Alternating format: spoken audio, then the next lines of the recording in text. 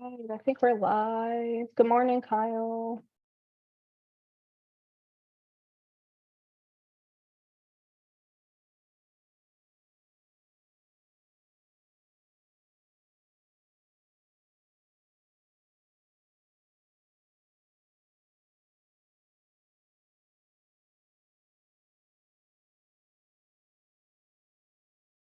Good morning. Good morning.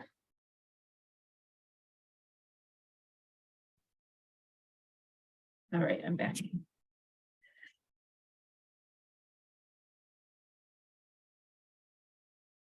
All right. We got a few people popping on. How are you this morning, Lacey, Debbie? We're gonna be alive and kicking today. I've got, of course, that's my daughter's medicine's supposed to arrive today. After Yay. an hour and a half conversation between the doctors and pharmacy and everything, figure everything out. So I'm Good. kind of on pins and needles waiting for my doorbell to ring because I have to sign for it. It's like a specialty Okay. medication, and I'm like, I can't just go pick it up at the pharmacy. Right. So if you see me bold, that's why. And then Well, that's exciting though. yeah, and then my daughter's starting home therapy tomorrow due to the medicine change. So I'm dealing with that piece as well right now. But everything else is pretty. Good. Good morning. I really Paula, how are like your you? top. Her top is pretty. Oh, thank you. Hi, Megan. Hey, how are you? Good. Awesome.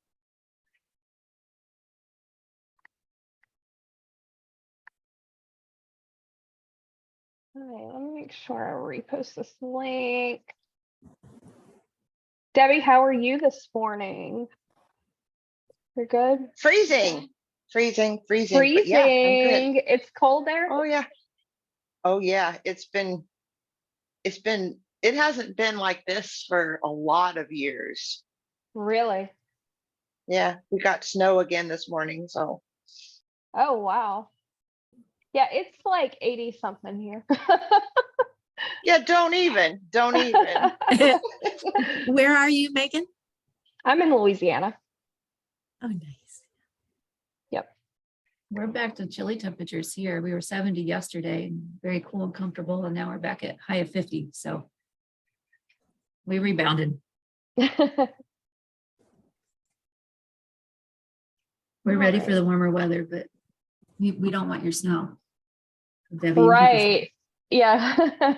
Well, we don't normally get snow, so there is that. Where are you at, Debbie? In Phoenix. Oh, never mind. Yeah, you shouldn't get snow. That's We not used normal. to when I was a kid growing up, but it's been a lot of years. Yeah. See, I'm in Indiana and we're used to having the heavy winters. I grew up here and it's like we get maybe one snow a year now. Besides, about 7 years ago, we had the massive snow blizzard that closed down schools for a month. That was before e-learning was kind of up and running. Oh, wow. But yeah, we haven't had anything like that since. It's crazy.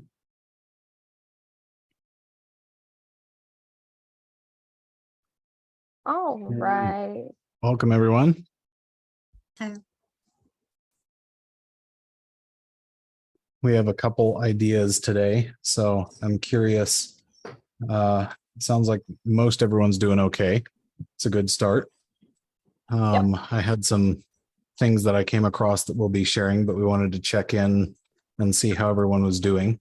Make sure everybody's getting the help that they need and all of those things. We have kind of an interesting topic that I came up with for today. That's how to help kind of give you guys the steps and pieces in place so that you're getting the most out of what we're doing here, and also how to make sure something that a couple resources I came across brought this up again, making sure that we are not being more invested in you guys' success than you guys are. And that's a topic that can seem a little harsh to some, but I think as we work through some of it, you guys will get a sense of why I think that's a really good focus for this week. We're already into March. We're heading fast into tax season. So this can be very much a watershed time for you guys. So deciding which side of things you want to be focusing on. So there's going to be a lot of different aspects to that. So I had put together a couple of ideas and concepts and kind of what maybe some of the stages are for how this looks. Let me switch around screens so that you guys will be able to see it. And let's see.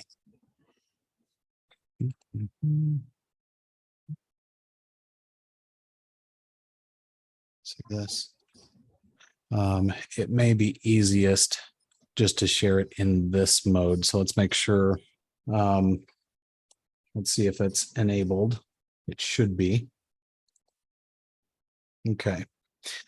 So one of the things that we were thinking about was the idea about sort of the before you join the group step and what that looks like, how that functions, and what pieces you have in place, what things you're working through, what concepts. So you have some kind of an idea. This is a presentation method that I saw this week that I'm driving it like I stole it because I think it's really, really good. You have 3 sort of different platforms and there's different kind of operations within those. So the first is time. The second is space. So all of the areas around us, all of the things that we can fill up with some of the creative things that we're doing in business, and then sort of the matter or the material things. And there's a couple different ways that these operate. This has a lot behind it, but in the time sense, this is where you're attempting to try and be present in whatever circumstances you're in. You're trying to be there to serve your clients. The doing is the actual creative act of performing the service that you're doing for your clients. And you have the having part, which is being properly compensated for the work that you're doing in service. And so there's a lot that goes into this. But there's a couple different areas of kind of where all of the energy goes, right? In terms of time, a lot of that energy can be spent sort of creating some aspects of your identity. You're developing out, who you are, what you're about. And so this is all stuff that you're working on well before this point, before you're reaching business. So this is something that has to do with you and who you are and what your values are and all of those sorts of things. And you're starting to do some activities in the space around you. And that's usually where you come across a group like this is, they're trying to do some of the same sorts of things I'm already thinking about. And how do I get in and start participating about this? So there's a couple other levels, and then there are really the best way to put it is precepts that are presented in each of these platforms to understand kind of how you're operating. And then another thing that we often have before we begin whatever this venture is some of the excuses. And we've been kind of coming back around to excuses and mindset and things a lot. And that can be really, really frustrating to people because it can seem like maybe that's the only thing that we're interested in. And we aren't interested in some of the technical aspects of the education and all the rest. We're going to get to that, but there's actually a reason why we're so sharp on harping on this specifically. And so we need to be thinking in terms of how do we focus on really, really doing things well? Well, you might get to the next stage, which is you join the group and you start getting some of the information and you start hearing some of the things that we're working on.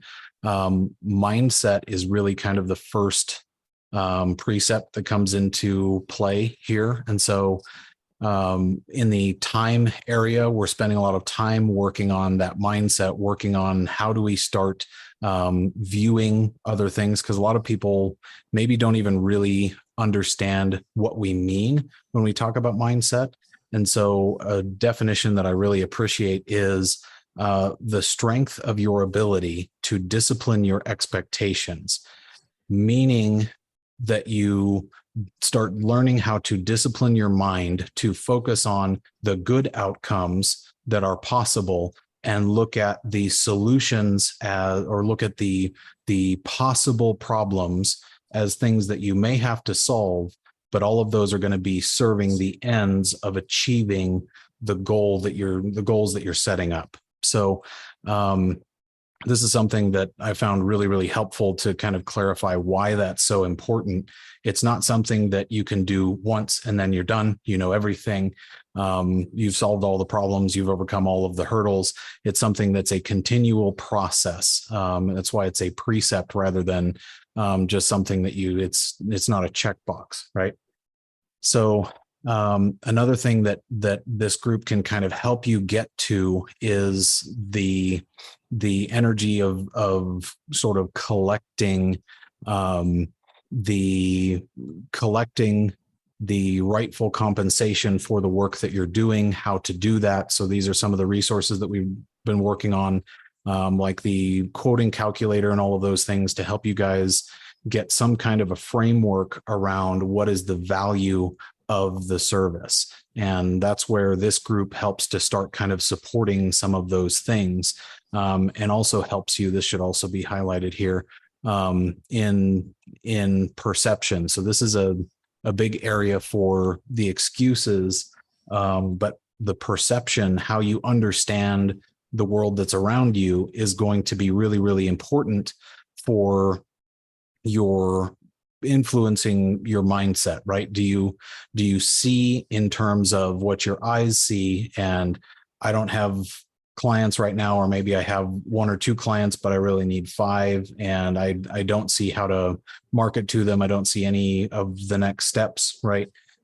These are some of the things that this group starts to help you with, starting to see some of the potential for what you can be doing, right? And this kind of extends farther and farther and farther as we move up the level with taking advantage of more and more and more of the support in the group.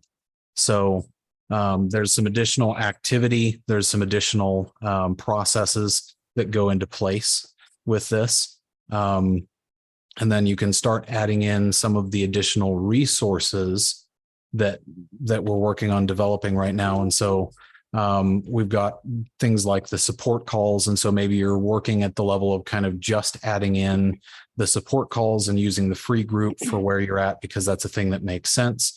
And we're still working on mindset there. We're still working on how to help you charge what your value is worth. We're still working on now with those calls, working on kind of improving and honing your skill set, right? You're improving and elevating the level of execution of the duties that you're performing for others, right? And so this is where and why the support calls are really, really helpful, because they give you not just the ability to ask questions about the technical stuff here about, how are we solving problems? What does this journal entry look like? What do I code this to? What do I code that to? So you can get some kinds of answers for that and start kind of building out this skill set. But then there's still some sort of unanswered levels of excuses. And so these are very broad, high level, just to start getting you guys thinking about what are some of the things that maybe are in this category that are causing me to not be able to best use the resources that are available. And we have a lot of things that are coming to help with some of these, but we want you guys to be able to take advantage of all of the aspects that our coaches can help with, and not just be focused on doing this. And this is the funny part about this is very much the same kind of information that people have hidden at the very, very end of their like $30,000 mastermind courses. And so the question is if this is the thing that they take you into the secret vault, right? And they unlock the door with the super secret code and they open it up and there's a briefcase on a table and there's nothing else there. And they open up the briefcase and the information is glowing, right? What you're going to find is more or less this information. So why is it that we're presenting this kind of information, and why on earth would we be presenting it to you guys for free? And the reason is I need for you guys to understand as an entire group that there is a vision for the process, for where this is all going and what this is going to help you to accomplish. This idea that things are scarce and I have to get, 25 people to sign up for a mastermind course or whatever. I want to be investing our time and energy in ways that are going to give you guys the actual tools to hone and improve your trade so that you guys are successful. If you guys are doing well and you're successful and you're having Yeah, true. You you're have bringing more than one. You clients can have and all one of from that, here. there are You a lot want of it. things you can do to improve the value that you're getting out of the program. And I think that will put you guys in a better position to be able to say, hey, this resource was really, really helpful for me. Go check it out. Right. So I don't need to be operating from the mindset of this is scarce information and top secret stuff. I need to be operating from the mindset that the better that we can do in setting you guys up for success and giving you those tools, the more successful the entire community will be. And the more people will be interested in, hey, what do they have over there? Right. So that's the things that I want you guys to be thinking about. So you start to learn a little bit more about what the potential of the business can be. Maybe it gives you an idea. Hey, wait a minute. I didn't think that I could build a 6-figure practice doing this and actually become gainfully self-employed. Maybe that was never a goal for you. Maybe that's still not a goal for you, and that's okay. But we want to be able to put these tool sets out for you guys in order to build that. So we're trying to build out things in the context of giving you these tool sets and teaching you how to use them, right? There's a big difference between the way that the areas that I worked in traditional education work and the way that we're trying to operate here. So the traditional education works in a way to say, in your trade, here's a tool bag, here's a hammer, here's a screwdriver, here's a whatever. And then you go to the first job position and they want you to build a house, right? Use those tools to do a thing. They don't necessarily always give you anymore their entire strategy for how you use these things. So it's really, really, really important. And this is also very much in keeping with one of the talks that happened at the BNI group that I'm a part of. And so instead of this one particular individual, instead of him giving a presentation about here's what I do, here's what my business does, he took advantage of the seasoned business owners in this particular chapter. A lot of those BNI chapters are going to have, insurance agents and folks in MLM and selling makeup and whatever else. And those are fine, but those may not necessarily be chapters that are going to help you connect with other business owners. This chapter is a little unique because most of it is owner operators of their own businesses. And so this chapter is full of people that really know a lot about what they're doing. So he asks, hey, instead of me presenting what I'm doing, I'm a handyman, I fix stuff. Okay, there, we're done. Now, all of you seasoned business owners, what can you tell me about how to improve my business? What can I learn from you guys? And he turned it around into a Q&A session. And that was really, really creative use of the resources that were available to him. And as a result, he's now turning around, he's bringing in a new hire. He is upping his rates from about $25 an hour to $45 an hour. After all of these different considerations, all these different concepts and ideas that they presented to him, he's reformulating his business based on this advice in such a way that he will be able to grow and get himself out of some of the day-to-day operations so that he can reach kind of the next level. There's there's a couple levels of operation. And so one of the first basic levels of that is an idea of just directly implementing. You're the one directly doing the work, you're directly doing the bookkeeping. And that's where a lot of people in this group are right now. And that's a great place to start, to get an idea of how to sort of use your muscles, use your brain, use your time directly to be able to solve problems for others. And that's very fulfilling. Some of you may have a little bigger aspirations. And some of you may think, I want to get to the level above that and start thinking at what a lot of people will talk about as sort of this unification level. But in order to get there, there's a lot of steps. And so this is where we're trying to put together all these courses.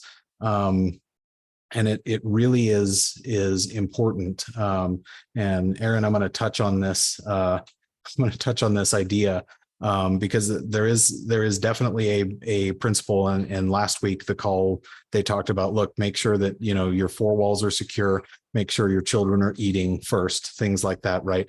We're not trying to sell to you guys today. The main objective is for you guys to leave today's call sold on yourselves, sold on what value you are bringing to the marketplace and how these resources can help you improve in all of these different areas so that you can walk into conversations to a client and say, yep, this is going to cost you $12,000 for me to fix your problem.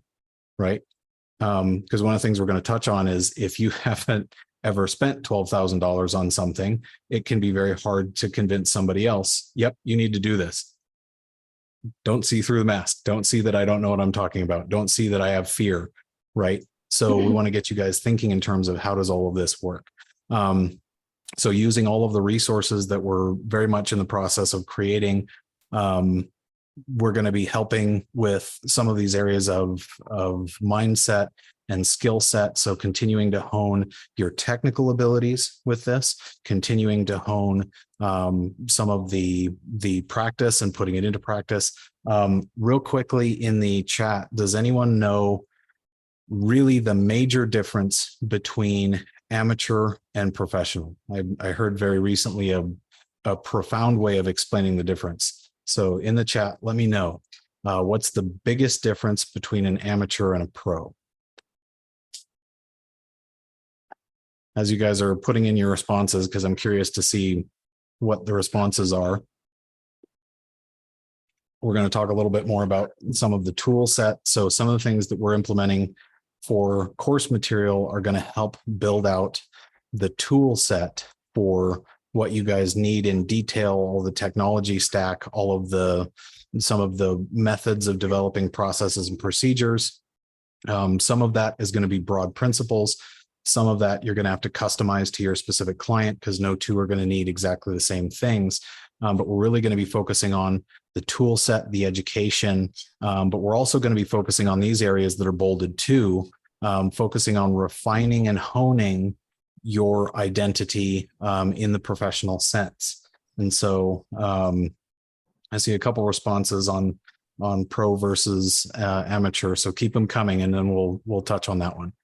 And the property, how to improve your discussion with clients and what that value looks like for them, right? So we have some kind of humorous examples to go through, but there's a lot that will come out of that discussion, I'm hoping. So we want to make sure that you're seeing the potential. You're not seeing the scarcity in front of you with your eyes anymore. You're seeing the potential ahead of you for solving problems for business owners, right? We're heading into a difficult economic time. There's going to be no shortage of problems that business owners need solved, and that's going to be multifaceted. So we need to make sure that we're stepping into those solutions armed with the best grade of education possible. And then there's this kind of interesting concept, but I think there's a lot of merit here. And this is something that they very much focus on inside of these masterminds, is this idea of being willing to buy in order to be able to sell. And so this is like one of these super top kept secrets with some of the gurus. So It's an interesting idea, but it's valid. So we'll touch on that a little bit more. So skill and problem solving definitely is a distinguisher between pro and amateur. Knowledge, education, and certification and tenure can help. Definitely can help distinguish. The pro has a deeper understanding, yes, definitely, and an education behind how things are done. And yeah, learning and working as you go is helpful. Another descriptor that I had for that is this. The amateur practices until they get it right, at least once. The professional practices continually until they can't figure out how to get it wrong. And that's absolutely a huge distinguisher between those two. So we want you guys to be thinking in terms of, how do I not just get it right once for one client? How do I continue to ingest information, continue to learn, continue to sort of steep yourself in this, like creating a really good mug of tea on a cold morning? And how do I steep myself in this information so that I cultivate depths and layers of understanding of what it is that we're doing, right? And how it is that the work that I'm doing impacts all of these other areas for the business owner, right? Because if they understand where their finances are, they can make lots of decisions about all kinds of things for their business and how to run more efficiently and more effectively. So then this last one, buying in order to be better at selling. And it's maybe not quite what you think it is. The way that I heard it described by this particular individual was the reason that he charges the amounts that he does, and it's on the order of, I want to say it's like $315,000 to spend a day following him around and doing what he does. That's a pretty steep price, right? That's well more than, there are a couple states where you can buy 2-3 houses for that, that have working plumbing and electricity. So why on earth would that be worthwhile? And part of the reason why this individual can charge at that level is he is teaching and training people that are operating at a much higher scale proportionally, so that they can walk into other deals with confidence and say, here's why you need to spend $270K with us on our product, and walk through the details. And so there is no hesitation. There is no lack of confidence. I already know that I'm fully invested and committed in this, and I know what the value is to your business. This is the right solution. You just have to commit. I'm already committed for you. And that's a very different kind of mechanism of thinking. And that's a thing that's going to take a lot of work to get to. But chances are going to be, you will be much better able to convince someone else of the value of an investment in them. That is, maybe it is that $12,000 cleanup or something, right? If you have yourself purchase the resources and the things to back you and get you into the mindset where you understand what it is to spend thousands of dollars at a time on a given resource that's going to return to your business many times the amount that you spent because of the things you learned, that's going to put you in a much better position to be able to sell the client and say, this is what you need, and this is what it's going to cost to get it done. We can start today, as soon as you're ready, right? But to be able to have that level of confidence is really, really important. So these are things that I wanted to kind of bring before you guys. And the reason is, when you're thinking about it, people don't buy things that they can afford. It's just not really a thing. We like to think in an ideal world. This is what we do. But it's really not what happens, right? They buy stuff that they want at the end of the day. they want to have the nice car. They want to have the nice house. They want to have, or maybe just have a house at all, given today's ridiculous pricing on things. They want to make sure that, you know, they occasionally will buy a TV that's 5 inches bigger than the last one, right? Do they strictly need that? Not necessarily. It's something that they want, and that's fine. But more importantly, people will pay like $25 a piece for a ham and mayo sandwich delivered to them, or $45 a piece for a bowl of fried rice delivered to them. Fried rice is not worth $45 a bowl. Okay. It just isn't. But a price is an agreed upon number between two parties. It really doesn't have to be tied directly to any value, at least not directly. And these are some of the things that, again, we want to be able to have you guys get on calls to start thinking of, so that you can be focused on what are the goals that I've set, what are the mechanisms that I put in place to achieve them, and then what support do I need, right? So we want to make sure that you know the help is not just there for the technical aspects of doing the work itself, but it's also on the philosophical aspect of building out the business to do the thing that you want to do. If you only want the business to be a part-time thing and cover a few $100s a month worth of bills, great.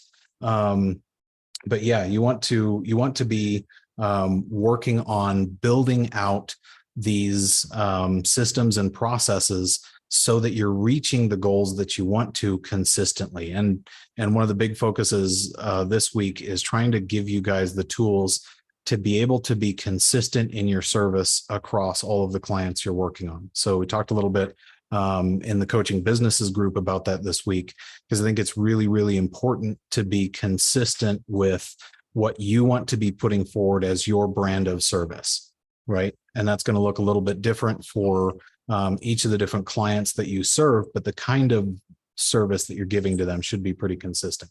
So yeah, it's in a really, really, really good place to be able to give you some of these resources and help kind of build out some of these details. So look, if people are going to pay $45 for a bowl of rice delivered to their door, we need to get past the idea that I can only ask them for $100 a month for the service, right? If that's the value, great.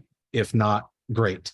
So those are some of the things that we want you guys to be thinking about. So whatever that number is, it just needs to be less than what they perceive to be getting out of it, whatever it is, right? The reason people will pay $50,000 to sit front row in a big conference with certain speakers when, you know, the cheap seats in the back are $300 a piece, is they want to be sure they're being given all of the information with minimum distraction, right? It's not necessarily because they're showing off or being a big boss. They don't want to have, you know, people getting up and carrying their kids out and stuff. And just, they want to be entirely focused on all of the nuggets and free information that's being given out. They want to make sure nothing is left out from what they get out of the conference, right? So it's not that the value is higher for those seats. It's the same chair, just a few feet forward.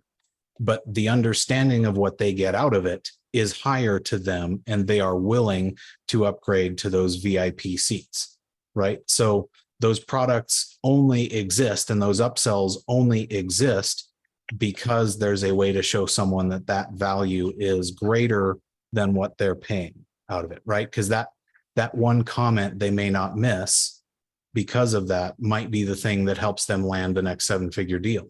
So is that worth 50 grand? Probably. So it all comes down to, we want to be teaching you guys how to have these conversations, how to walk into these negotiations with potential clients and things with the mindset that allows you to close the deals that you are looking for that are going to fit well in your service, and build out what your service needs to look like so that you can be most effective for your clients. So that was mostly what I wanted to get through. And I guess the last point there is if people will find a way to pay $45 for a bowl of rice, they can find a way to pay you a few $100s a month. Okay. They can. So I want to open up to some questions because I know there's been some chats going on. So yeah, this is hopefully helpful to folks, but I want to see what the questions are. Is it okay if I dive in real fast? Because I am in the paid group and I kind of see both sides and I understand the fear that's sitting with the people that are sitting here that maybe aren't in that paid group. And I will say that as part of that paid group, I've met with several of the different coaches, and it takes a little bit to figure out who you click best with. And I think the biggest fear, even from the moms group, is trying to figure out who is that coach. And you want to make sure that you're making that right choice, because you don't want to get into a situation where you meet with that coach and then all of a sudden you're just like, oh my gosh, I just wasted all of my time and my money and didn't accomplish what I wanted to. So I don't know if there's a possibility to, I know you have the Meet the Coaches webinars, but just so people can see more of that interaction of what that looks like in those coaching sessions. I think that we would all find value in that. I mean, I've kind of found who I really like to work with because I feel like they use my time most efficiently. Some other people prefer other coaches. So I don't know if there's a way to kind of present that level to this group that's kind of on the fence about, do we join the Coaching Businesses for Success, or do I go ahead and opt into buying more one-on-ones and meeting with these coaches like that? Because I think that there is a lot of skepticism about, okay, do I pay my $300, get in this group and get my 2 free coaching sessions? And I see a lot of value in the paid group. I think that it is kind of moving in the right direction, and there's a lot of changes that I think they're going to be very positive for newbies like myself. But also I see the value of the people on the outside wanting those paid sessions and trying to figure out who's the best fit, because a lot of us are in like a little penny crunch at times, and we want to make sure we're getting the best value for our money. Mm-hmm. So that's just one thought in my mind that may help some of our people who are trying to figure out what the next step is. Mm-hmm. Well, and we're working on trying to compile on the back end some of the Meet the Coaches and things that we've done kind of all into one place. That's something that, because we're trying to develop sort of 3 different tiers of resources right now. And that's something else that might be helpful for you guys to know. So we're developing some of the resources in the background right now for the fundamentals. We're trying to really hammer out all the details. There's been many hours going into hammering out these fundamental resources for kind of the beginner level. And so this basic course, we're also working on some things for kind of the second level for some of the people that are coming into the group. Because we have sort of beginners, we have sort of people that are already working with maybe 6 or 7 clients, and they're just looking for additional tips and tricks and things. They have occasional questions. We're trying to develop some resources for how to help them further systematize their processes, streamline things, make things more efficient so that they can be more effective. And then we're working on an even higher level of resource for those that have even higher ambitions than that, trying to want to go to, if somebody wants to go in the direction of a really large 7-figure firm, and what are some of the steps and processes and things to start building to that level. To some people, that seems like a preposterous idea, but there's something that we want to try and make sure that this group is doing, is not putting limits on what you can do, because there's an entire world out there doing that for you, right? So we want to be the resource turning around, supporting you to say, if you want to go for that, how do we help get you there, and build out processes and procedures and things. So we do definitely want to include some resources about the get to meet all of the coaches and go through a lot more detail there. We're just trying to split time between all of the different things. So that's for sure in the works. What are some of the other questions and thoughts?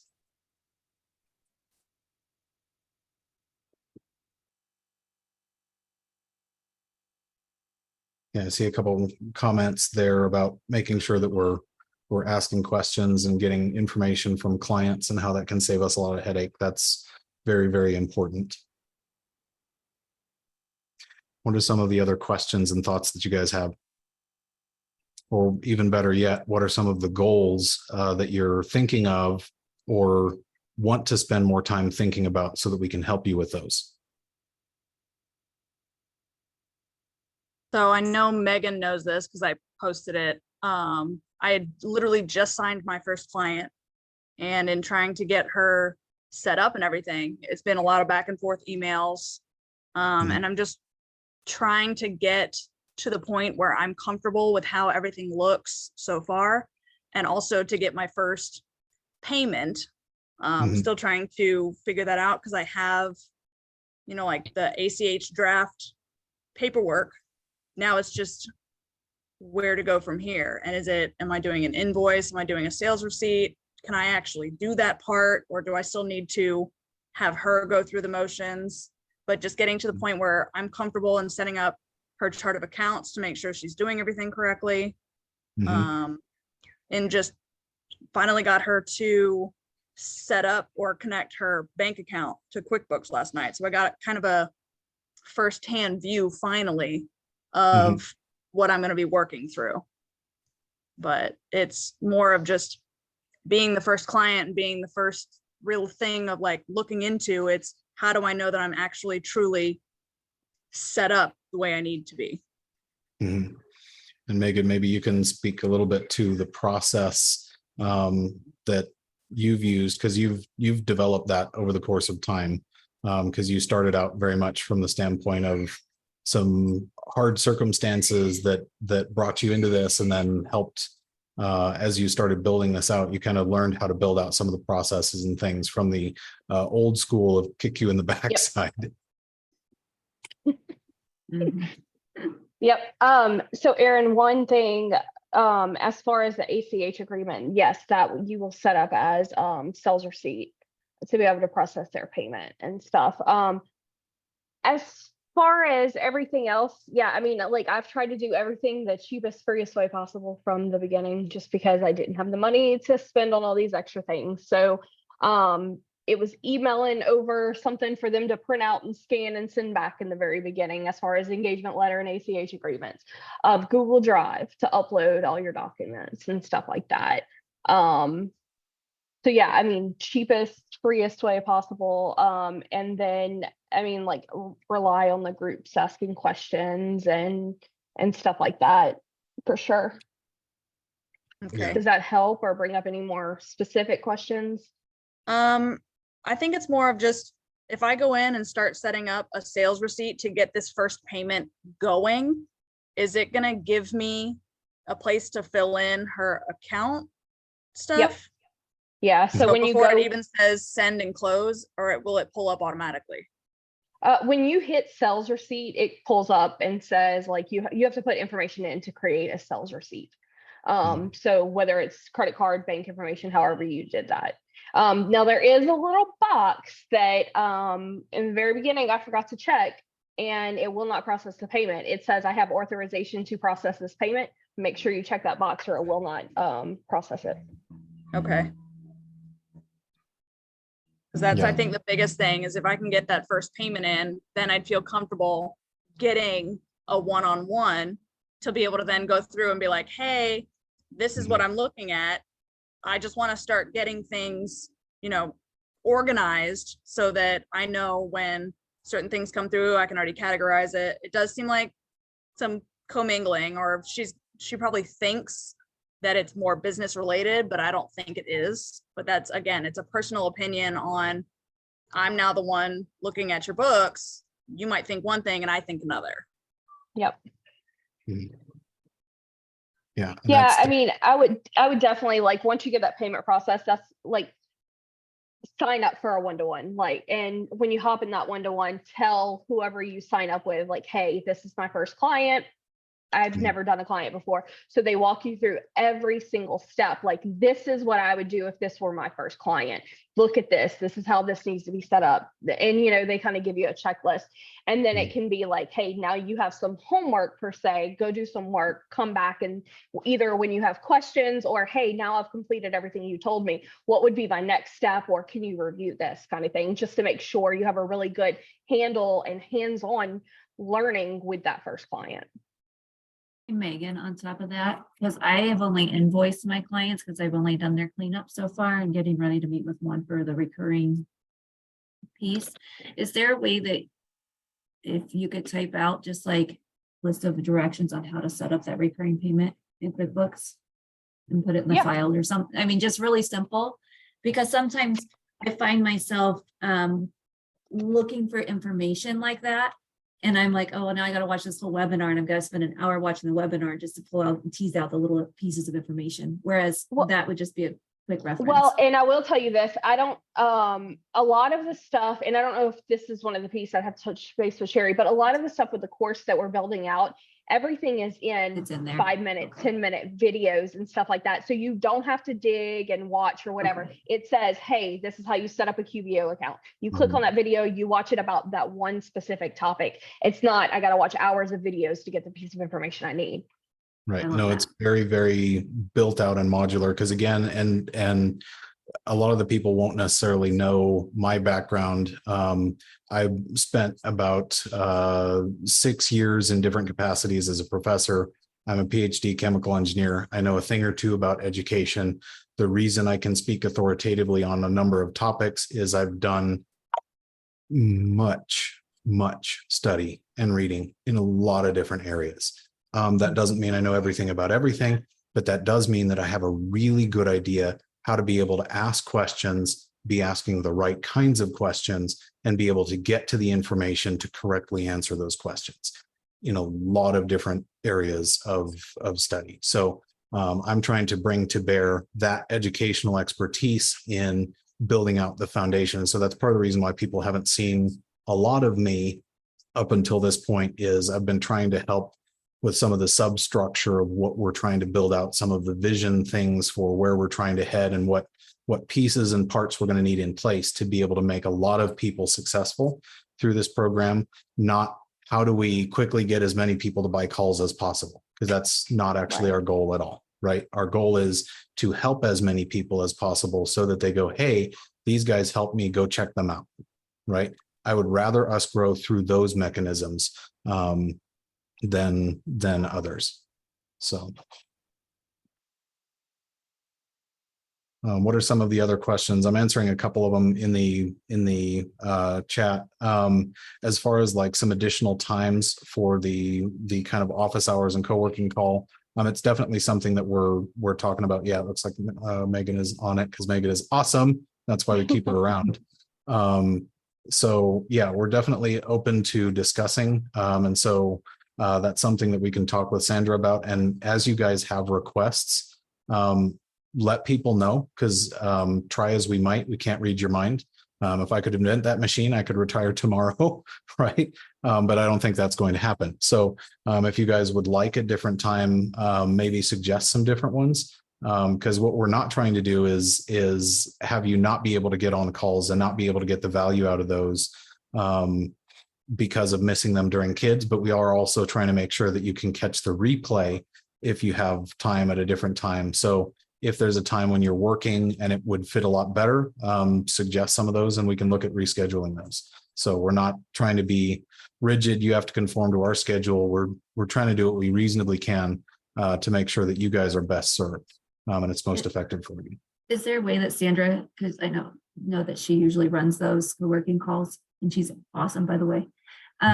Is there a way that she could create a poll maybe in the group to people can kind of select and these times work best so she can kind of see, because we don't know her availability, and whereas we can throw out all kinds of times to you guys and that doesn't really help anything other than you got a big bunch of mess of times to deal with. Yeah, we can get don't know her if she can do to, that. but I think the best thing would be y'all tell us what like, okay, obviously that time doesn't work for y'all.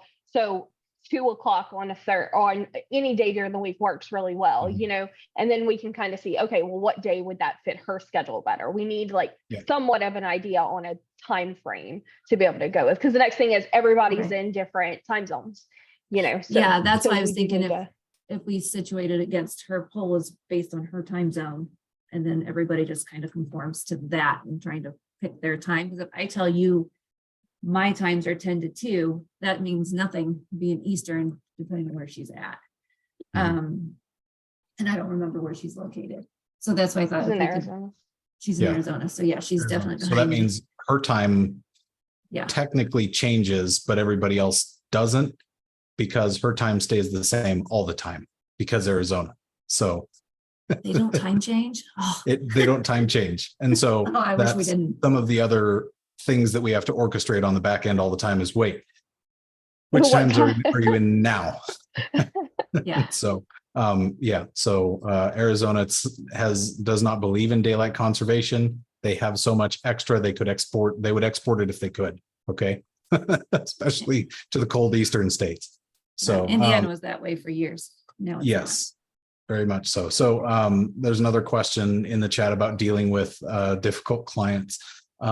So there are a couple principles there, and I know for sure Megan has dealt with some difficult clients. To a degree, you do take the approach of, if the clients want their books to say that they spent $10,000 on office equipment, especially if you're not the one preparing their tax, let their tax professional deal with those conversations and say, you know what, I will help you up to this point. I will do what you are demanding of me for the service. I will put that there if you want to, but your tax professional may have another idea for that. And that's a totally okay conversation to pass off to the tax preparer, right? Because they're the one whose butt's on the line for filing the tax and trying to advise correctly, because that's really where some of that goes.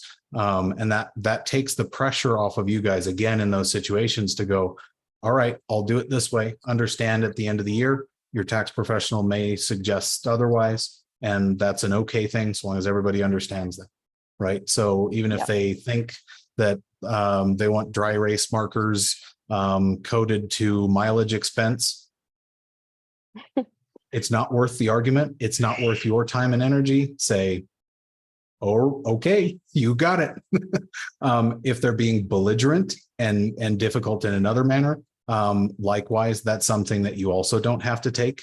So even if they're the first client, even if they're being aggressive and they're not treating you kindly, we have a couple clients right now that are hugely frustrated about some things on the back end, and their communication, especially with Sherry, is very aggressive, and that's either going to change or we're going to get rid of them as clients and disengage, and that's also an okay thing.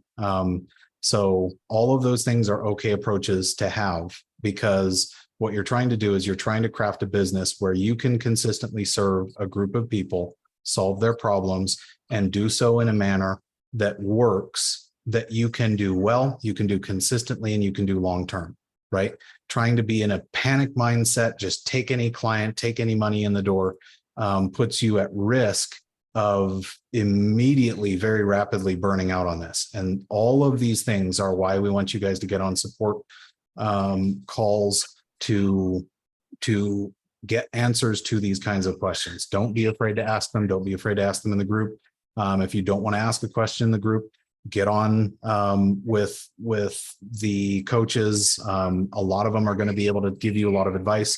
Most of the coaches that we have here are running big 5 or even 6-figure coaching businesses or bookkeeping practices rather themselves. And so they're people who have already encountered and made some of the mistakes that we want to try and help keep you guys from making, right? So those are the things that you're paying for to get the expert advice. And yes, money definitely makes people crazy. So yeah, if they want those markers coded to mileage, all right, is what it is. Megan's laughing because you've seen some Oh, creative most, thinking. yeah.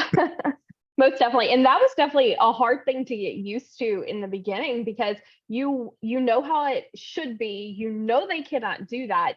But yeah, I can tell you, there's been plenty of conversations with clients where it's like, okay, that's what you want, I'm gonna do it.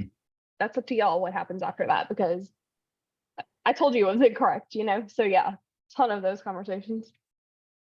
Yeah, definitely. So yeah, it is very hard and it's very scary to be willing to turn clients away if they're difficult and they're not working with you. But at the same time, we're very often going to tell you to be willing to take some of those risks.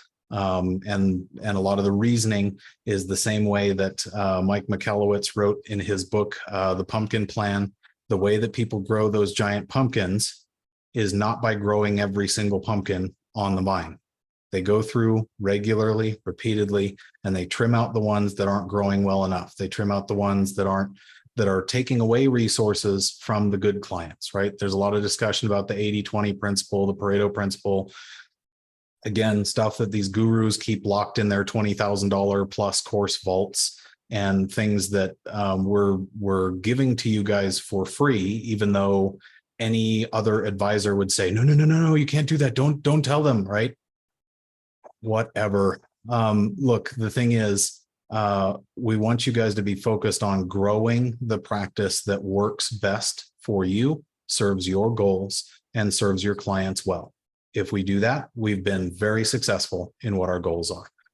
If we're not doing that, we definitely don't want to leave you guys out of the process. So those are things that are very, very important to us, and we want to make sure that you're set up to have success. So those are things that we're really heavily focused on right now. And so we've got time for maybe a couple last questions as we go to close out here pretty soon. I'll dive in if no one has questions. I always have questions. So right now I'm working on this cleanup, and my client has 3 supplies and materials categories. And I brought that to her attention. She's like, oh, I think I need to log in and check. And I'm like, no, please don't, just don't. So what I'm doing is trying to take them and move them over to uncategorized expenses right now, because trying to figure out if it's COGS or if it's office supplies or what piece these expenses fit into. But since I'm going in right now by vendor and doing it that way, because then I can see those inconsistencies very quickly and figure out what needs to be moved. But approaching her about this, she's my one that doesn't respond quickly.